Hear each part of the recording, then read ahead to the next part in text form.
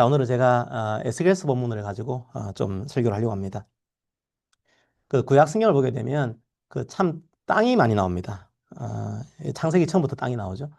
창세기 1장 1절에서는 태초에 하나님이 천지를 창조하시니라 뭐 이렇게 돼 있죠. 그 순 우리말로 말하게 되면은 하나님께서 하늘과 땅을 창조하셨다 뭐 이렇게 돼 있습니다. 자, 구약 성경의 처음 시작이 땅으로 시작하는 거죠. 자, 구약 성경의 또 마지막이 어떻게 끝날까요? 예, 말라기 4장 6절을 한번 볼까요? 그 말라기 4장 6절은 엘리야 선지자가 다시 올 거다. 뭐 이런 예언을 하고 있는 그런 말씀입니다. 그 세례 요한을 예언을 하고 있는 거죠. 자, 읽어보겠습니다. 그가 아버지의 마음을 자녀에게로 돌이키게 하고 자녀들의 마음을 그들의 아버지에게로 돌이키게 하리라. 돌이키지 아니하면 두렵건대 내가 와서 저주로 그 땅을 칠까 하노라 하시니라. 예, 어떻습니까? 예, 구약 성경의 마지막도 땅으로 끝납니다. 구약 성경만 그럴까요? 신약 성경은 또 어떻게 끝납니까?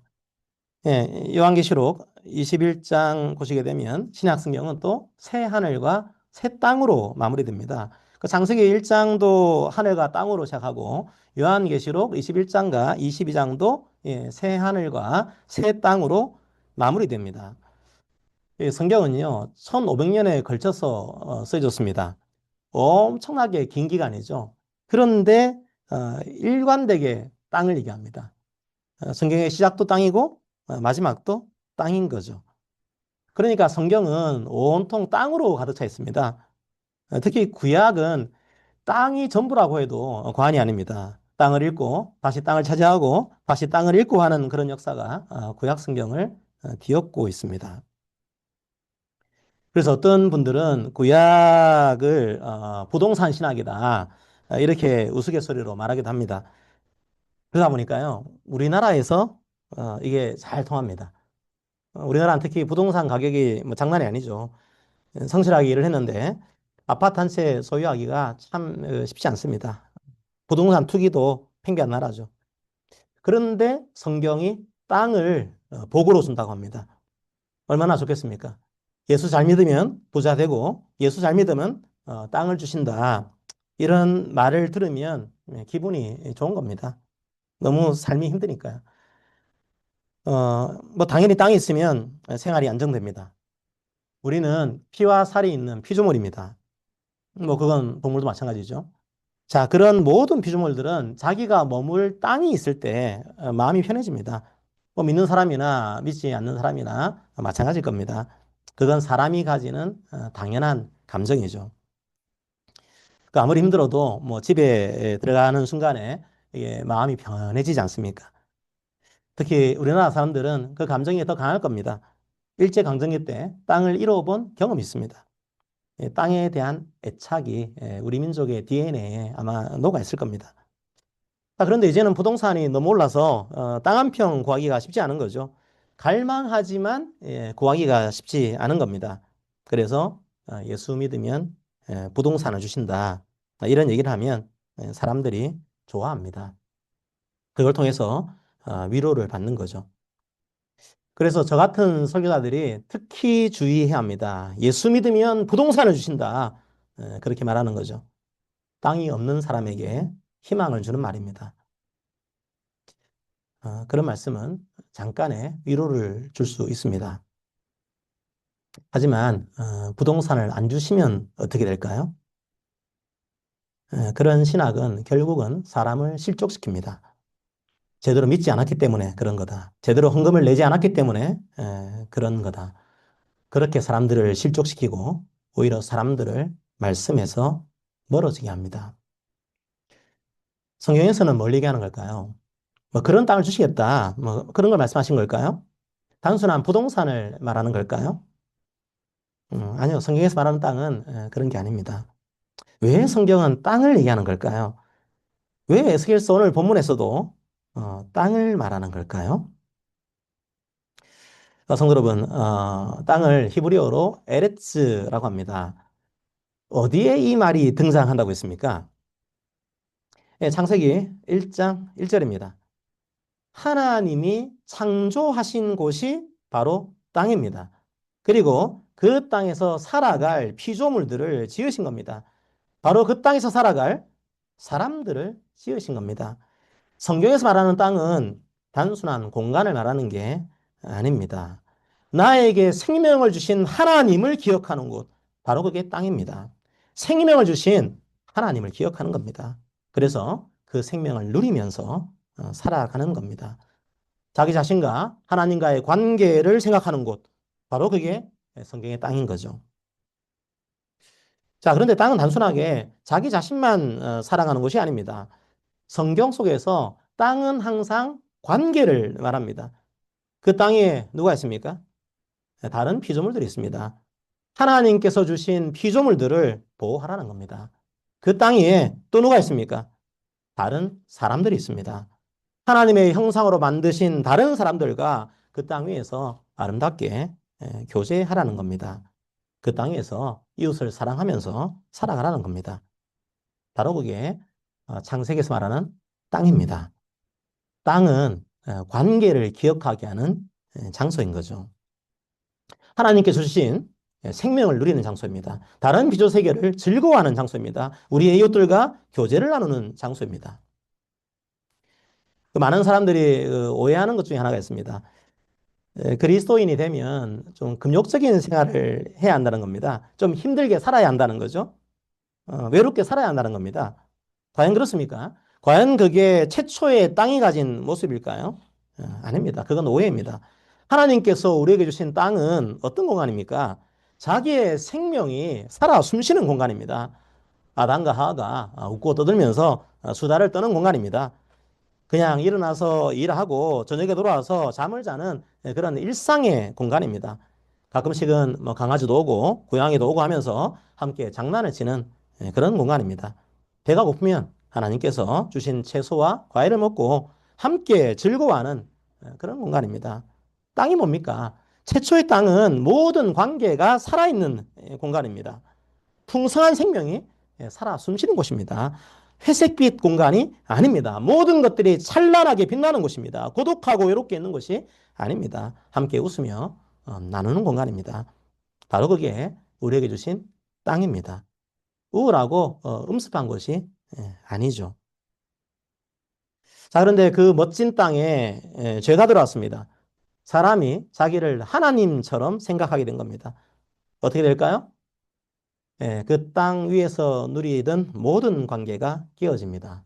하나님과의 관계가 깨어졌습니다. 그리고 자연 세계와의 관계도 깨어졌습니다. 다른 사람과의 관계도 깨어졌습니다. 바로 그걸 에스겔은 황폐한 땅이라고 말합니다. 생명을 누리지 못하는 땅이 된 겁니다. 죄는 삶을 파멸시킵니다. 모든 영적인 관계를 파괴시킵니다. 우선은 하나님을 부인하게 만듭니다. 하나님이 없어도 살 수 있다고 말하죠. 하지만 그 사람도 죽음 앞에서 무너집니다. 결국 죄는 자기 스스로도 혐오하게 만들죠. 자기를 하나님의 형상으로 인정하지 않습니다. 스스로를 끊임없이 비하합니다. 황폐한 만밭이 돼가는 겁니다. 게다가 다른 사람을 저주하게 됩니다. 다른 사람에게 모든 책임을 전가하게 됩니다.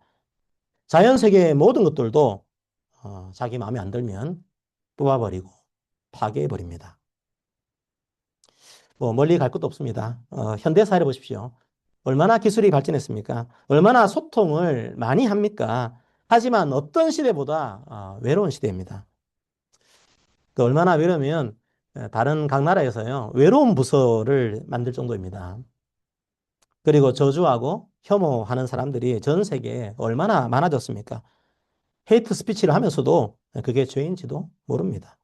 바로 그게 황폐한 겁니다. 죄는 모든 관계를 파멸시킵니다. 하나님을 기억하지 못하게 만듭니다. 그리고 자기 스스로를 비하합니다. 생명을 누리지 못하게 합니다. 다른 사람들과 그 생명을 나누지 못하게 합니다. 죄는 땅을 황폐하게 합니다. 무너지게 하고 갈라지게 합니다. 생명을 누릴 수 없게 하는 거죠.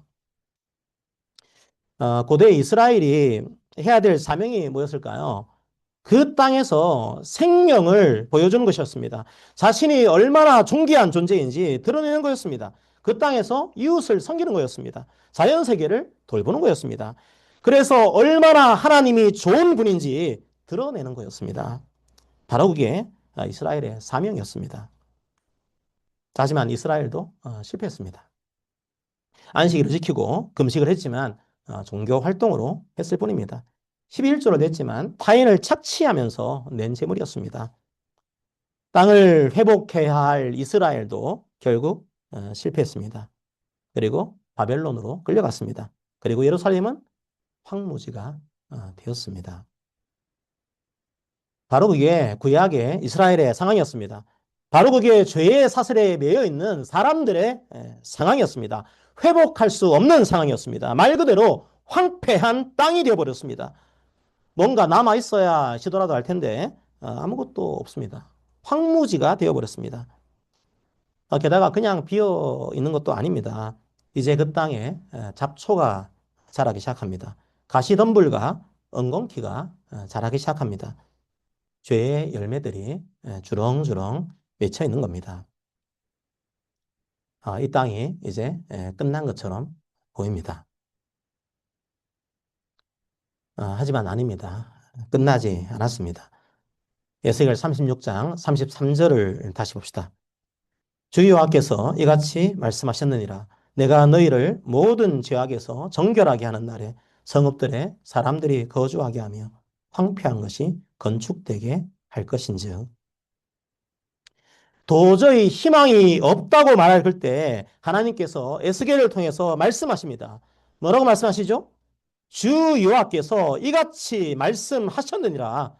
주 여호와께서 이같이 말씀하셨느니라. 주 여호와께서 이같이 말씀하셨느니라. 저는 성도 여러분들이 선지서를 읽을 때 이런 구절들을 눈여겨보시기를 바랍니다. 주 여호와께서 이같이 말씀하셨느니라. 반드시 이루어질 거라는 겁니다. 사람의 말이 아닙니다. 하나님의 말씀입니다.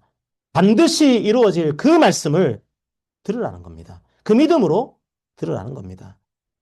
이 상황에서는 절대로 될 수 없어. 그렇게 말하지 말라는 겁니다. 주의 말씀은 1.1핵도 빠뜨리지 않고 이루어질 것입니다. 자, 여기서는 무슨 말씀을 하신 겁니까? 다시 땅이 회복될 거라는 겁니다. 황폐한 땅이 에덴 동산이 될 거라는 겁니다. 하나님께서 말씀하셨기 때문에 그날이 반드시 온다는 겁니다. 바로 그게 구약의 선지자들이 예언한 메시지입니다. 그리고 우리가 구약 성경에서 그 모습을 보게 되죠. 예수께서 이 땅에 오셔서 우리의 죄를 위해서 십자가를 지시고 죽으시고 부활하셨습니다. 그래서 우리의 죄를 용서하셨습니다. 자, 그런데 그러면 어떻게 됩니까? 파괴된 땅이 다시 회복되게 됩니다. 그 첫 모습이 뭡니까? 죄악에서 정결해지는 겁니다. 바로 스스로 죄의 권세에서 벗어나서 생명을 누리게 되는 거죠. 자기 스스로가 얼마나 존귀한 존재인지 알게 됩니다. 하나님의 형상으로 창조된 존재라는 것을 알게 됩니다. 자기 스스로를 비하하지 않게 됩니다. 동시에요, 다른 사람과의 관계도 회복됩니다. 그 황폐한 성읍들에 사람들이 거주하게 됩니다. 무슨 말일까요? 자, 이제 다시 공동체를 이룰 거라는 겁니다. 홀로 외롭게 살아가는 것이 아니라 사람들이 함께 모여서 다시 웃고 교제하는 그 공동체를 이루게 될 거라는 말입니다. 자, 그리고 또요. 34절도 볼까요? 전에는 지나가는 자의 눈에 황폐하게 보였던 그 황폐한 땅이 장차 경작이 될지라. 이제 그 땅이 경작되게 됩니다. 생명이 들어오면 어떻게 될까요? 생명은 열매를 낳습니다. 그런데 열매를 낳기 위해서는 땅을 경작해야 합니다. 생명의 씨앗은 뿌려졌습니다. 자, 하지만 여전히 가시덤불과 엉겅퀴가 우리의 마음밭에 남아 있습니다. 잡초들이 아직 우리의 영혼을 어지럽게 합니다. 그걸 갈고 고르고 부셔야 합니다. 그래야 그 생명이 풍성한 열매를 맺을 수 있습니다. 바로 그 일을 성령 하나님께서 하십니다. 우리의 마음에 새겨진 생명이 생명의 열매를 맺게 합니다. 그 열매가 뭘까요? 예, 성령의 열매입니다. 갈라디아서 5장 22절과 23절을 읽어봅시다. 오직 성령의 열매는 사랑과 희락과 화평과 오래 참음과 자비와 양성과 충성과 온유와 절제니 이 같은 것을 금지할 법이 없느니라. 성령의 열매를 맺는 사람은 또 자연을 보는 눈도 달라집니다. 이 자연 세계도 하나님께 주신 선물이구나. 예, 그걸 알고 귀하게 여기게 되는 거죠.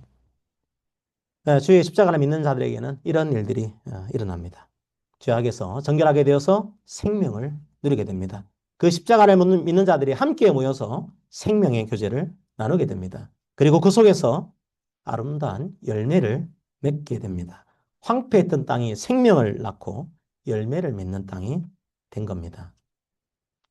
희망이 없는 땅이었습니다. 소망이 없는 땅이었습니다. 도저히 포기할 수밖에 없는 땅이었습니다. 35절을 볼까요? 한번 같이 읽어보겠습니다. 35절을 같이 읽겠습니다. 사람이 이르기를 이 땅이 황폐하더니 이제는 에덴 동산같이 되었고 황량하고 적막하고 무너진 성읍들의 성벽과 주민이 있다 하리니. 주님의 복음이 새겨진 곳에는 이런 변화가 일어납니다. 사람들이 놀랄 정도입니다. 어떻게 황폐한 저 땅이 저렇게 바뀔 수가 있지? 어떻게 영원히 죽어 있는 것 같은 저 사람이 저렇게 풍성한 생명을 누릴 수가 있지? 어떻게 저들이 함께 모여서 저런 교제를 나눌 수가 있지? 오히려 다른 사람들이 간증을 하게 됩니다.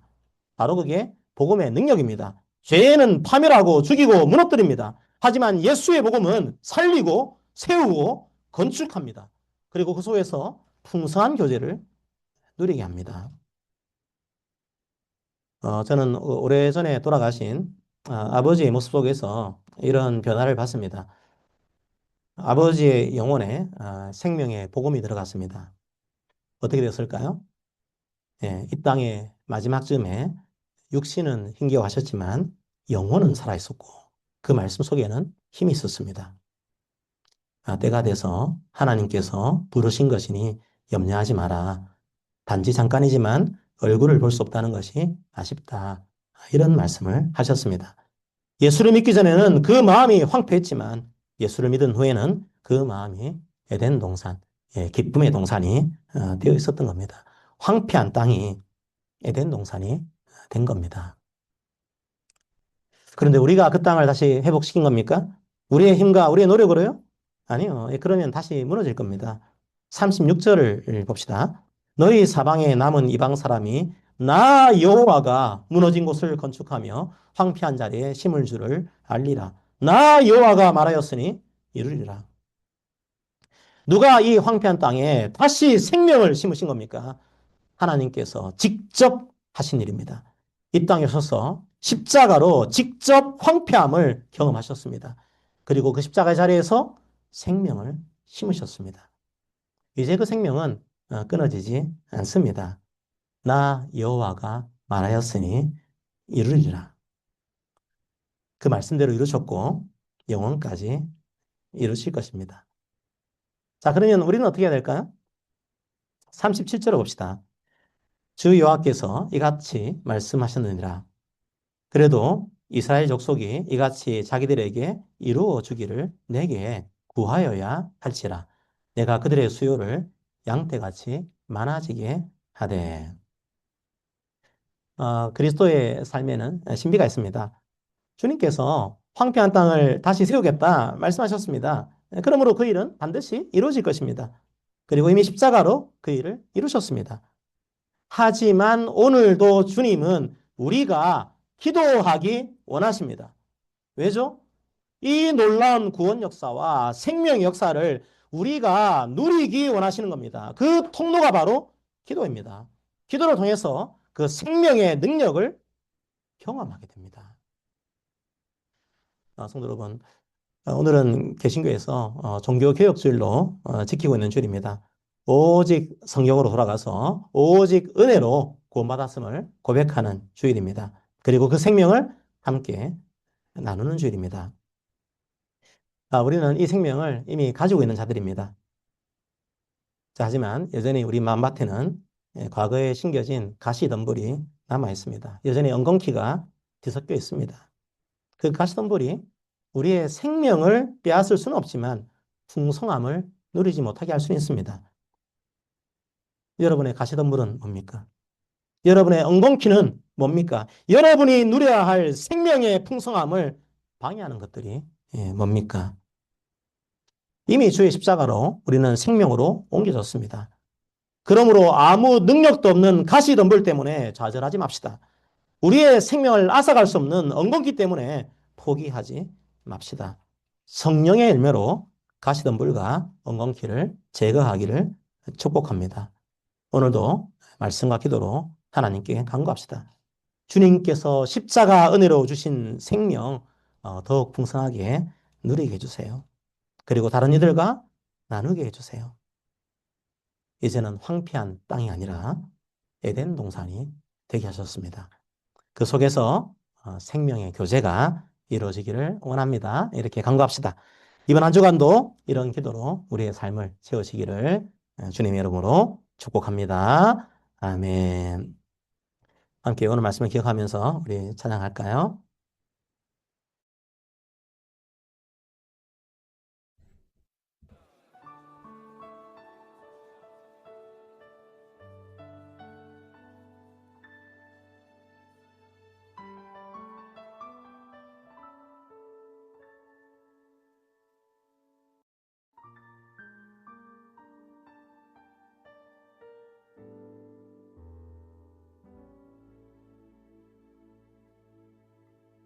오직 주의 은혜로 지금 여기 서 있네. 한없는 경배, 한없는 찬양, 내 영혼 예배드리네. 나를 위해 이 땅에 오신 주의 은혜, 십자가 고통 이기신 주님, 은혜 어찌 잊으리. 주네 날 채우시네. 주네 보게 하시네. 살아가는 동안 은혜로만 살리. 십자가 은혜로 오직 주의 은혜로 지금 여기 서 있네. 한없는 경배, 한없는 찬양, 내 영혼 예배드리네.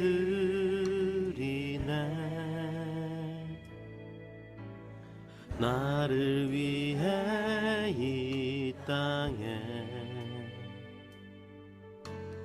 오신 주의 은혜, 십자가 고통 이기신 주님, 그 은혜 어찌 잊으리. 주네 날 채우시네. 주네 보게 하시네. 살아가는 동안 은혜로만 살리. 십자가 은혜로 주네 날 채우시네. 주네 보게 하시네.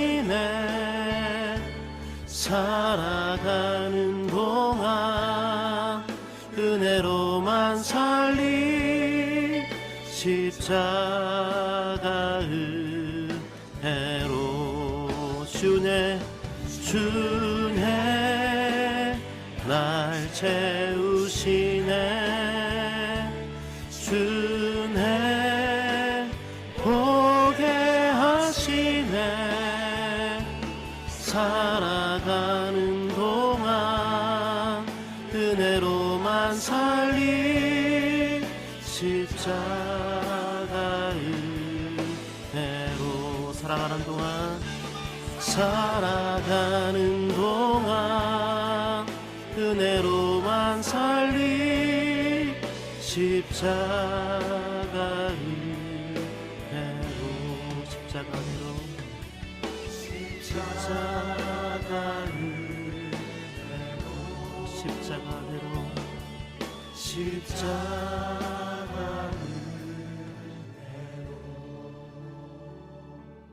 주네 날 채우시네 주네 보게 하시네 살아가는 동안 은혜로만 살리 십자가 은혜로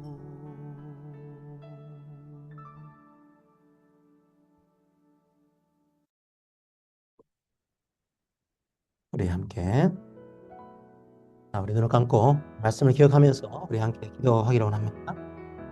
황폐한 땅을 십자가로 다시 회복하셨습니다. 이제는 그 생명 누리기 원합니다. 이제는 그 교제 나누기 원합니다. 우리가 기도와 말씀으로 더욱 주의 그 사유와 그 기쁨과 주의 그 생명을 더욱 살아가기 원합니다. 우리가 더욱 누리기 원합니다. 우리가 그 사실을 전파하기 원합니다. 삶으로 살아가기를 원합니다. 말씀을 기억하면서 간절한 마음으로 황폐한 땅을 에덴 동산으로 만드신 주님 기억하며 감사합니다. 이제 그 생명 누리게 하여 주옵소서. 기도하겠습니다. 기도합니다. 자, 오늘 서로가 서로에게 함께 권면하도록 하겠습니다. 함께 읽습니다. 함께 권면합니다. 사랑하는 성도 여러분, 한때 우리는 가시덤불과 엉겅퀴가 가득한 땅 위에 살았습니다. 생명과 교제의 기쁨을 잃어버렸습니다. 하지만 주님께서 이 황폐한 땅에 오셔서 우리 죄를 위해 십자가를 지었습니다. 그래서 우리가 생명을 얻었습니다. 에덴 동산을 다시 회복해 주셨습니다. 다시 엉겅퀴와 가시덤불이 가득한 땅처럼 살지 맙시다. 생명을 누립시다. 우리 이웃을 말씀과 기도와 봉사로 살립시다. 하나님께 기도합시다. 주의 은혜를 풍성하게 누리기를 축복합니다. 아멘. 예, 금주의 말씀을 함께 보겠습니다. 저는 여러분들이 여러분의 가시덤불과 엉겅퀴 때문에 내 마음은 황폐한 땅에 이렇게 생각하지 않았으면 좋겠습니다. 여러분의 마음밭은 이미 생명의 밭이요 에덴 동산이 되었습니다. 단지 과거에 가시덤불이 엄청 많았던 거죠. 이거를 잘라내는 과정이 좀 필요한 겁니다. 우리의 삶은 사진이 아니고 동영상입니다. 그러니까 예수를 믿고 나서 사진 한 판 딱 찍고 끝나는 게 아니고 계속 우리의 삶 속에서 이 생명의 씨앗이 자랄 수 있도록 가지를 자르고 살아가는 동영상을 찍고 있는 그런 과정이죠. 때로는 이제 힘들 때가 있겠지만 우리의 땅은 이미 황폐한 땅이 아니라 생명의 땅이 되었습니다. 그 사실을 고백하면서 가시덤불과 엉겅퀴를 이제 경작하는 그런 삶을 살아가기를 바랍니다. 함께 36장 35절을 읽습니다. 사람이 이르기를 이 땅이 황폐하더니 이제는 에덴 동산같이 되었고 황량하고 적막하고 무너진 성읍들에 성벽과 주민이 있다 하리니. 아멘.